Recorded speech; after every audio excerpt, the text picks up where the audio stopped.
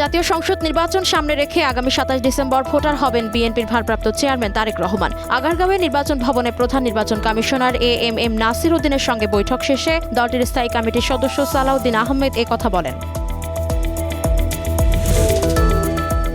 ওসমান হাদির ঘটনায় জনমতে একটু ভয় ঢুকেছে, তবে নির্বাচনী পরিবেশ পরিপূর্ণভাবে বজায় রয়েছে বলে দাবি করেছেন প্রধান নির্বাচন কমিশনার এএমএম নাসির উদ্দিন। বলেন, নির্বাচনের দিন যত ঘনিয়ে আসবে দেশের আইন শৃঙ্খলা পরিস্থিতি তত উন্নত হবে।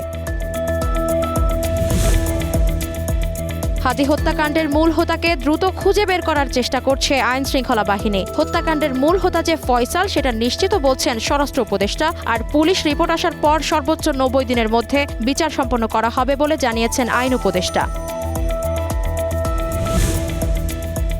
প্রথম আলো ও ডেইলি স্টারের প্রধান কার্যালয়ে হামলা, ভাঙচুর ও লুটপাটের ঘটনায় ১৭ জনকে গ্রেপ্তার করেছে পুলিশ।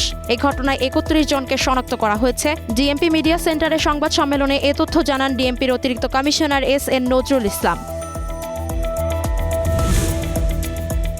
সংবাদপত্রের ওপর হামলাকে গণতন্ত্র এবং জুলাই বিপ্লবের ওপর আঘাত হিসেবে অভিহিত করেছেন বিএনপি মহাসচিব মির্জা ফখরুল ইসলাম আলমগীর। মব ভায়োলেন্স বিরোধী এক সভায় তিনি বলেন, এখন শুধু সচেতন হলে চলবে না, অপশক্তির বিরুদ্ধে রুখে দাঁড়াতে হবে।